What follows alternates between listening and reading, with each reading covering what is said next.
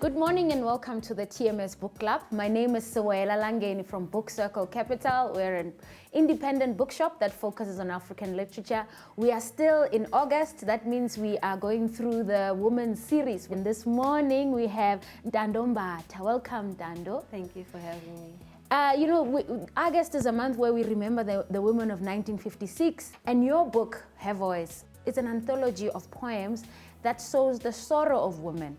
Why did you choose to highlight this? Okay, so basically this book wrote itself because as a historian, when I was studying, I was focusing on the TRC. Yes. And when I was reading through the victim hearings, I just realized, or going through them, I realized that a lot of women were coming through talking about their brothers, their fathers, or their husbands, but never their stories, such that their suffering did not matter anymore, or maybe it was just by the way, or they had to suffer, you know. So I needed then to get those women's stories, and that's how it came about. So I think it's important that this month then we talk about the stories of women, because this whole thing of imbogodo, maybe it made sense then, but we are human beings and we feel.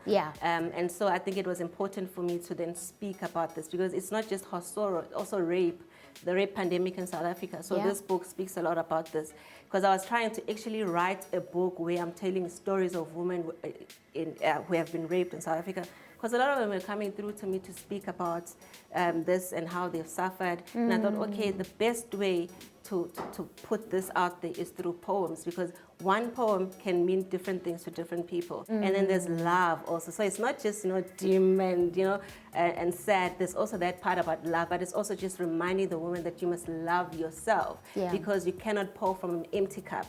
Most of the times you want to give and give and give, but what's left for you? So I think then this book is just a journey from her sorrow, rape, the pandemic in South Africa, because we also have not spoken about it even growing up. I know I was so scared to speak about it, so I'm just putting out the stories of the women out there, which you're not alone and your story is valid. How did you work about this? So you said that you could have chosen to actually mention the stories, but then you chose poetry. How did you do it?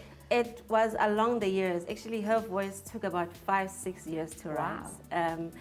So I had a book where I would just write things. Some of the poems are actually on paper somewhere actually on my phone. So something would come and then I would just write it. Some of them would be what I felt, but some would be, I'd be having a conversation with somebody. I remember this one time, I was going to Kwakwa from Bloemfontein, so I took a taxi. When I got to Bloemfontein, to Kwakwa, I met this lady.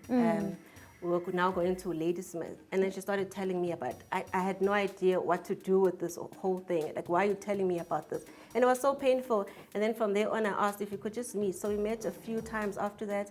And then I just thought, okay, let me see how I can do justice to your story. And I realized that a lot more women then started coming through. And then I thought, okay, maybe then there's something has to come out of this. So whenever I had a conversation with you, a poem would just write itself. Because also when I read this, I'm like, what was I thinking here? Some of these poems are also healing for me as well, so it just wrote itself. And so far, how's it been received? Went really well. I didn't expect it. And normally when a person, if they know me, they would want to meet the author. They'd like to have a conversation. So I started having book discussions there. Instead of, having a book launch, I'd have a book discussion. So you have a book, and then we meet as ladies, and then we discuss. And then people then, at least they find a safe space to speak about what they're going through. So I didn't expect it. Also from the men, because it's Her Voice. I was going to ask you that. Yeah, you think that they want to be distanced from the book, but they actually said they found healing as well, because I remember this other guy said, I didn't know that women actually felt this way, or women suffered so much. So it actually made me understand what women go through. While you're going through these discussions, have you been inspired to think of newer projects that will follow Her Voice? From Her Voice, I really would like to have more of these books. I think the book has not been as exhausted as I would like it to be.